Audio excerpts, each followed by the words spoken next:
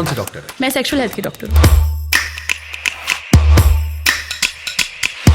दही वाले बैक्टीरिया वही होते हैं जो वजाइना में होते हैं। कितने कमेंट सेक्शन भरा पड़ा था। आज भी भरा है, 3 साल हो गए। रोज कोई ना कोई, अरे ये तो दही वाली मैडम है। हम उस देश में रहते हैं जहाँ आज भी आप कॉन्डोम लेने जाओ तो ब्लैक पैकेट में देते हैं। आपको रिप्रोडक्शन वाला चैप्टर पढ़ाया गया था स्कूल में? हाँ। हमें हमारी टीचर ने आके बताया था, मतलब पराकाष्ठा ये है, काट दिया, बोलते हैं इसको काट दो, ये एग्जाम में नहीं आएगा। सबसे फनीएस्ट डीएम क्या मिला आपको? मेरी वाइफ का साइलेंसर पूरा कैसे करें?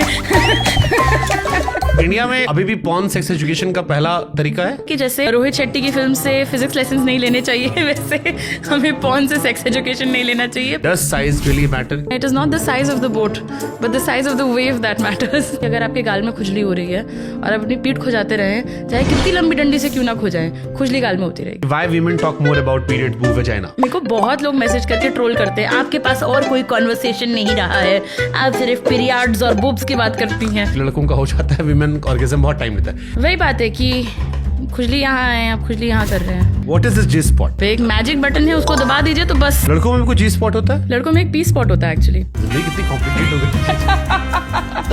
कॉन्डोम्स क्यों नहीं यूज करने चाहिए? काफी ऐसे लड़कों का कहना है कि मेरे पीनस का साइज बहुत बड़ा है और कॉन्डम फिट नहीं आएगा। मॉडल है, उसने अपने पूरे पैर में यहाँ तक कॉन्डम पहन लिया, तो उसने बोला हाँ बताओ कितना बड़ा है। फीमेल कॉन्डोम्स भी आते हैं? बिल्कुल आते हैं। कॉन्डोम्स का इस्तेमाल करें अच्छी बात है, बट फिर भी अगर मान लो प्रेग्नेंट हो गए तो पहला स्टेप क्या होना चाहिए? खुद यूट्यूब से डॉक्टर बन जाए या उस एक्सपीरियंस दोस्त को कॉल करें? You can't get pregnant if you have sex standing up, is it true? नहीं, ग्रेविटी इतनी स्ट्रांग नहीं है। जहाँ चाहो जैसे। मम्मी वाला पॉडकास्ट देखेंगे? देखेंगे। आंटी प्लीज इस पॉडकास्ट से मुझे जज मत करना आप। अरे वो आपकी बहुत फैन है। इसलिए मैं कह रहा हूँ। लड़कों में वर्जिनिटी ऐसा कुछ होता है? मैंने तो आज तक नहीं सुना। क्या अपने पार्टनर से गंदी बात करना अच्छी बात है? क्या सवाल है। एवरीडे सेक्स इज गुड, इससे वेट लूज होता है? 1 घंटे के सेक्स में 360 कैलोरी बर्न होती है, इतना स्विमिंग में भी हो जाती है, तो मतलब इट्स अ चॉइस, आपको कैसे पानी में डूबना है। सेक्स के लिए उम्र मायने रखती है और is it for younger people only? अरे बूढ़े लोग बहुत सेक्स करते हैं। तो बेबी इरेक्शन क्यों होता है? क्या बच्चे के मन में भी गंदी बातें आ रही हैं? ये आईवीएफ सेंटर में मनचाहे बच्चे आते हैं? लड़का लड़की चूज होता है? बेबी का सेक्स होता है, वो स्पर्म डिसाइड करता है, एग नहीं डिसाइड करता है। मतलब मर्द ये डिसाइड करता है कि बच्चा लड़का होगा कि लड़की होगी।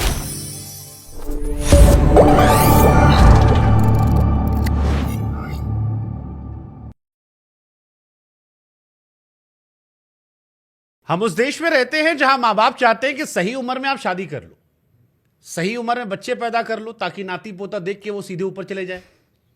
हम उस देश में रहते हैं जहां पर लोग छिप छिपाकर पॉर्न खूब देखते हैं, लेकिन जब बात सेक्स एजुकेशन की आती है तो चाहे माँ बाप हो, रिश्तेदार हो या समाज हो, सब मुंह बिचकाने लगते हैं।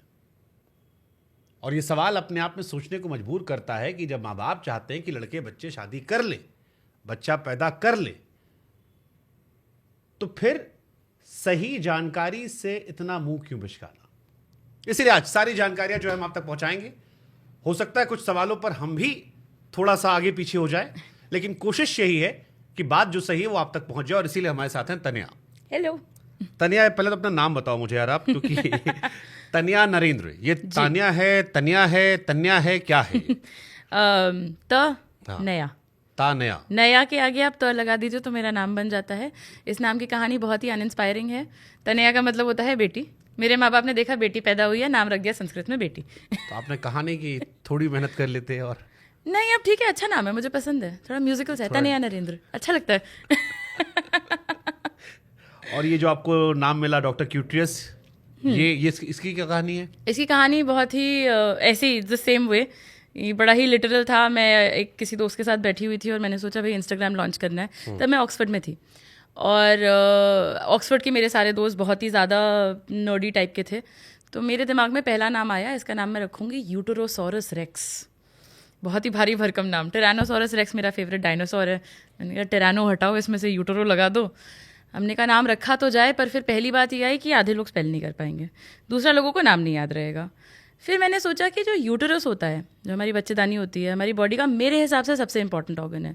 I don't believe in cardiology and neurology being the main focus. I think gynaecology should be the main focus, क्योंकि हम सबका पहला घर यूट्रस होता है। चाहे आप IVF से पैदा हुए हों, चाहे आप नेचुरल कंसेप्शन से हुए हों, everybody's first home is the uterus, and हम सब के लिए फर्स्ट होम की मेमोरीज बहुत अच्छी होती हैं.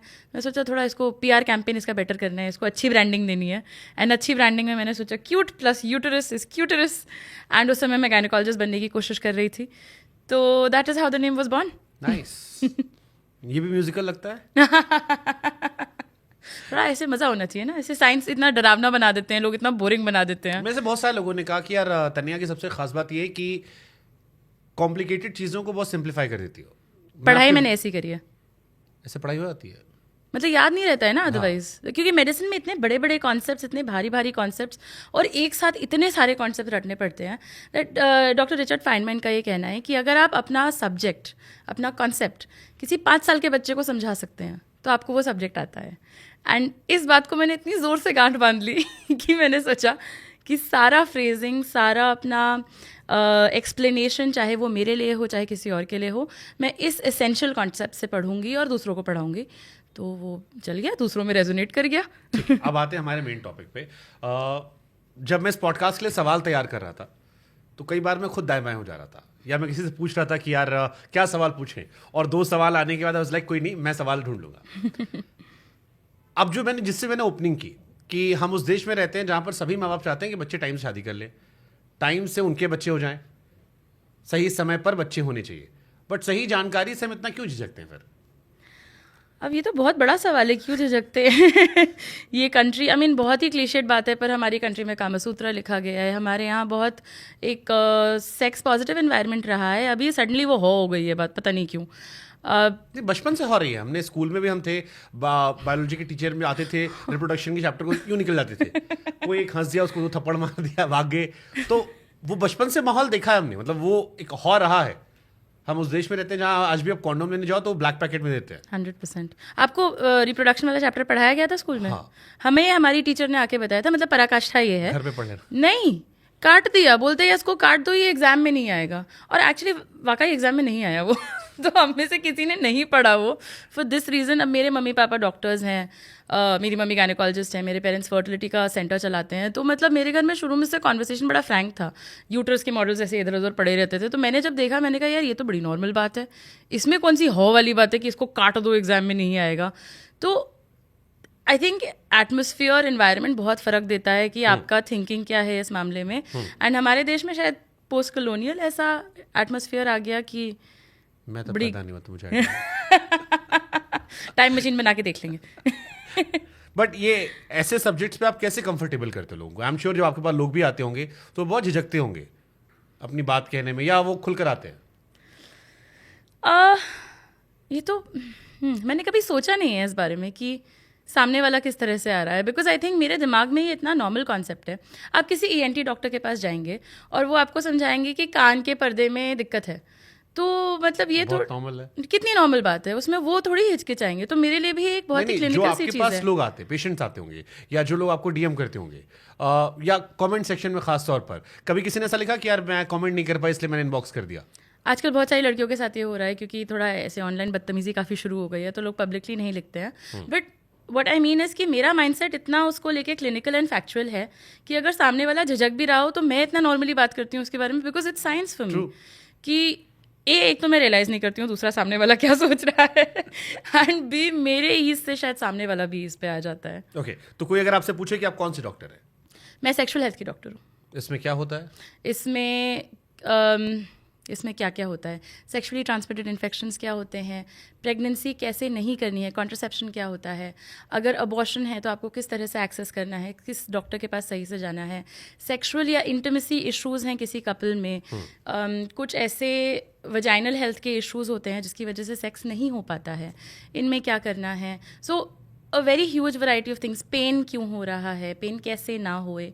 मैं मेनली फीमेल्स के साथ डील करती हूँ, मैं मेल सेक्सुअल हेल्थ नहीं देखती हूँ. So this is my area of work. Okay, I am sure क्योंकि आप सोशल मीडिया बहुत एक्टिव हो, बहुत सारे वीडियोस आते होंगे. इससे पहले कि मैं सारे क्वेश्चंस पे जाऊँ, थोड़ा थोड़ा फन पार्ट हम रख लेते हैं. सबसे फनीस्ट DM क्या मिला आपको अब तक? अरे बहुत सारे आते हैं. ऐसा? मैं ऐसे लिस्ट निकालूँ तो रोज़ कुछ आएगा अनोखा. कुछ जिससे सुन के आप हंस दिए, मम्मी के पास गए कि यार ये देखो? अरे अभी आया था एक कि मैडम मुझे मेरी वाइफ का साइलेंसर गोरा करना है, बताओ कैसे कर। क्या होता है साइलेंसर? मैं थोड़ी देर के लिए रुक गई और किसी और ने, मेरी टीम में किसी ने ये डीएम पढ़ा तो मेरे पास फोन आया बताने को कि आपको पता है ये डीएम आया है। तो ऐसी अजीब अजीब चीजें आती रहती हैं। ये नॉर्मल प्रोफाइल से भी आती हैं, मतलब अच्छी प्रोफाइल से भी? मतलब प्रोफेशनल आईडी वाईडी, आपके परिवार के साथ फोटोज लगी होंगी, फिर भी लोग कुछ भी भेज देते हैं। ठीक है, I mean I think that's a good thing because I am here to answer questions, that is my job. India में अभी भी पॉर्न सेक्स एजुकेशन का पहला तरीका है? 100%, विदाउट अ डाउट। जो मैं हमेशा कहती हूँ वो ये है कि जैसे रोहित शेट्टी की फिल्म से फिजिक्स लेसन्स नहीं लेने चाहिए, वैसे हमें पॉर्न से सेक्स एजुकेशन नहीं लेना चाहिए। पर हम दोनों चीज़ें वही करते हैं, हम रोहित शेट्टी से फिजिक्स सीखते हैं और हम पॉर्न से सेक्स एजुकेशन सीखते हैं। इंडिया में सेक्स एजुकेशन कितना, मतलब अभी आप कहाँ पर देख रहे हो? आई थिंक बहुत बड़ी गैप है। एक एरिया है जो बहुत ही ज़्यादा ओपन है, बहुत ही वेल एजुकेटेड है, मुझे स्कूल्स बुलाते हैं कॉन्वर्सेशंस के लिए, इलाहाबाद में स्कूल्स बुलाते हैं। और एक एरिया है जिसमें आप पीरियड भर शब्द बोल दीजिए and it's going to be a problem. So I think वो जैसे क्लास डिवाइड है ना, वैसे हमारे यहाँ एजुकेशन डिवाइड बहुत ज़्यादा है अभी when it comes to sex ed. मतलब हाँ, ये बात सच है कि अभी भी ऑफिस में हो या कहीं पर भी पीरियड शब्द से भी लोग, कई लोग सहम जाते हैं, रूह कांप जाती है लोगों की। हाँ। हाय राम, ये क्या बोल दिया। और ये बोथ वे से। हाँ हाँ, आई थिंक लड़कियां भी बोलने में हिचकिचाती हैं बहुत ज़्यादा। काफ़ी सारी कंपनीज है जो मेंस्ट्रुअल लीव ऑफर करती हैं और बहुत सारे लोग इसलिए नहीं अवेल करते हैं, at least from what my DMs tell me, कि किसी को बताना पड़ेगा। मैनेजर को मैं क्यों बताऊं कि मेरा पीरियड चल रहा है?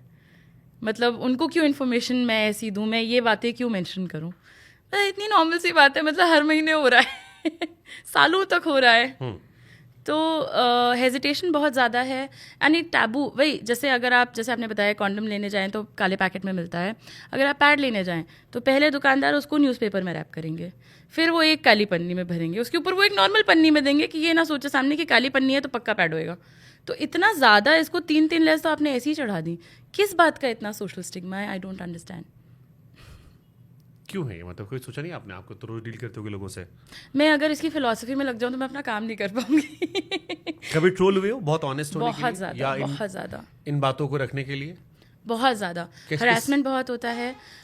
बहुत हार्ट ब्रेकिंग टाइप के डीएम्स आते हैं जिसमें लोग मुझे बहुत डिटेल में थ्रेट्स भेजते हैं, ईमेल्स आते हैं थ्रेटनिंग कि आप भारतीय संस्कृति के खिलाफ हैं, या आप औरत हो के आपके मुंह से ऐसे अपशब्द कैसे निकल रहे हैं, जैसे शरीर का कोई भी अंग अपशब्द होता है।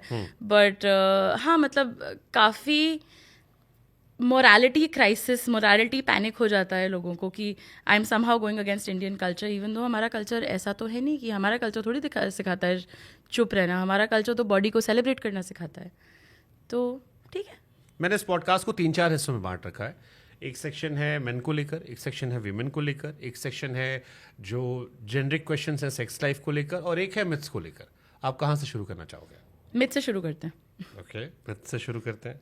चलो, सबसे बड़ा मिथ क्या है सेक्स लाइफ को लेकर या सेक्स को लेकर? औरतों के लिए सबसे बड़ा मिथ ये है कि वजाइना टाइट करने की ज़रूरत है। वजाइना एक ऐसा ऑर्गन होता है, जैसे पीनस में एक्सटर्नली एक इरेक्शन होता है, वैसे अगर हम समझ लें कि वजाइना में इंटरनली एक इरेक्शन हो जाता है, एक स्पेस बन जाती है। तो वजाइना का नेचुरल रिएक्शन ही है कि वहाँ स्पेस बने। तो टाइट करना is going against the very nature of the vagina. वो टाइट वजाइना से पेनिट्रेशन में प्रॉब्लम होती है, दिक्कत होती है, पेन होता है, बहुत सारे इश्यूज होते हैं and it's usually a sign of a pelvic floor dysfunction. तो पेल्विक फ्लोर आपका सही से नहीं फंक्शन कर रहा है तो वजाइना में टाइटनेस होती है। It's not a good thing. तो this is the first myth that women have. आदमियों में साइज़ को लेकर के बहुत स्ट्रेस, बहुत इनसिक्योरिटी, टाइमिंग को लेकर के बहुत स्ट्रेस, बहुत इनसिक्योरिटी होती है and it comes down to the same problem कि सही एजुकेशन लोगों को नहीं है। वजाइना का जो नीचे का सबसे पार्ट होता है उसमें सबसे ज़्यादा सेंसेशन होता है। तो पीनस का size really doesn't matter and पीनस का जो फीमेल इक्विवेलेंट होता है वो वजाइना नहीं होता है, वो क्लिटरिस होता है। क्लिटरिस वो एक छोटा सा मटर का दाना जैसा ऑर्गन होता है, टॉप पे होता है। अगर क्लिटरिस को स्टिमुलेट करें, ऑर्गेजम्स वहाँ से आएंगे, नॉट बिकॉज कि पीनस छोटा है या बड़ा है। इसको मैं हमेशा ऐसे समझाती हूँ कि अगर आपके गाल में खुजली हो रही है और आप अपनी पीठ खुजाते रहें, चाहे कितनी लंबी डंडी से क्यों ना खुजाएं, खुजली गाल में होती रहेगी। So the focus has to shift and because ये एजुकेशन नहीं मिली है, आदमियों को बुरा फील कराया जाता है, इनसिक्योरिटी क्रिएट करी जाती है कि साइज़ का इतना बड़ा हुआ बना के। So these are the two biggest myths. सबसे पहले मैं स्टार्ट करता हूँ कि विमेन को क्या सेक्स ज़्यादा चाहिए होता है मेन से, या कम चाहिए होता है, या इट्स लाइक कॉमन, दोनों का है? कि men are more expressive socially, women नहीं होती हैं? आई थिंक ये तो इंसान टू इंसान हो गया, इसमें जेंडर डिवाइड इतना नहीं है, ऐसा नहीं है। मुझे नहीं लगता है। And most of the sexual health research suggest कि सबका अलग अलग होता है। हम ये देखते हैं कि विमेन का लेट 30s लेट 40s में एक पीक आता है in terms of desire, because वो एक्सप्रेस करने को उनको फ्रीडम मिलने लगता है, चाहे वो उनकी बॉडी में वो बेटर फील करने लगें, चाहे वो ऐसी रिलेशनशिप में सेफ्टी एक्सपीरियंस करें। बट हाँ, मतलब women become more vocal towards the latter years, but I guess Vidya Balan quoted this line, कि कॉफी विद करण में शायद उन्होंने कोट किया था, अच्छा। कि वीमेन इक्वली नीड, तो ये उन्होंने कोट किया था, तो वहां से शायद ये मेरे दिमाग में ख्याल है, सवाल आया। हाँ, I think everybody desires sex. Okay, sex केवल फिजिकल होता है? बहुत इमोशनल होता है, बहुत स्पिरिचुअल होता है, बहुत मेंटल होता है। Define it. Oh, how do I define it? खाना क्या सिर्फ फिजिकल होता है? खाना इमोशनल भी होता है, खाना स्पिरिचुअल भी होता है। The same thing, it's a basic body need. I think हम उसको थोड़ा ओवर कॉम्प्लिकेट कर देते हैं, बहुत ही बेसिक फंक्शन है लाइफ का। अभी जैसे आपने जिक्र किया वजाइना का, उसमें अभी वर्जिनिटी का बड़ा जिक्र चल रहा लगा है कि लोग वापस वर्जिनिटी पाना चाहते हैं। मैंने कई सारे रील्स देखी। Is it true? I've seen some of the reels on Instagram. I have a slightly long answer to this. So पहले मैं बहुत ज़्यादा इस बात में बोलती थी कि बिल्कुल नहीं, ये गलत बात है, आप वर्जिनिटी रिवर्जनाइज नहीं कर सकते। फिर मेरे अस्पताल में एक मरीज़ आई, अपने बॉयफ्रेंड के साथ आई, और उसके बॉयफ्रेंड ने आके बताया कि प्लीज़ आप इनकी कुछ सर्जरी करके इनका हाइमेन वापस दिलवा दीजिए, हम सेक्शुअली एक्टिव हो चुके हैं, पर अगर इनकी शादी हो रही है, इनकी कहीं और शादी कराई जा रही है, अगर इनके परिवार वालों को पता चल गया कि ये वर्जिन नहीं है तो इनको मार डाला जाएगा। एंड उस समय ना मेरा सारा एक्टिविज्म, मेरा सारा एथिक्स, मेरी सारी मोरालिटी एक सेकंड को साइड चली गई, जब मैंने ये रियलाइज़ किया कि लिटरली ज़िंदगी और मरने का सवाल होता है कुछ लोगों के लिए एक छोटे से टिश्यू के ऊपर। Never mind that hymen virginity का इंडिकेटर नहीं होता है। सर्जिकली इसको वापस रिक्रिएट किया जा सकता है। मैं पर्सनली विश्वास नहीं करती हूँ, बट मैं जानती हूँ कि लोगों को इसकी नीड हो सकती है। क्या कॉस्टिंग पड़ती होगी अप्रॉक्स? मेरे ख्याल से the lowest I have seen, मैंने सोशल मीडिया पे एडवर्टाइज देखा है, 25,000 से 40,000 के बीच में ये सर्जरी पड़ सकती है। वर्जिनिटी मतलब ये मेंटल होती है या इसको जैसे समाज में एक बना रखा हुआ? फुल ऑन हुआ है, वर्जिनिटी कोई फिजिकल चीज़ नहीं होती है। ऐसा नहीं है कि लड़कियों लोगों जिस चीज़ पे लोग अक्सर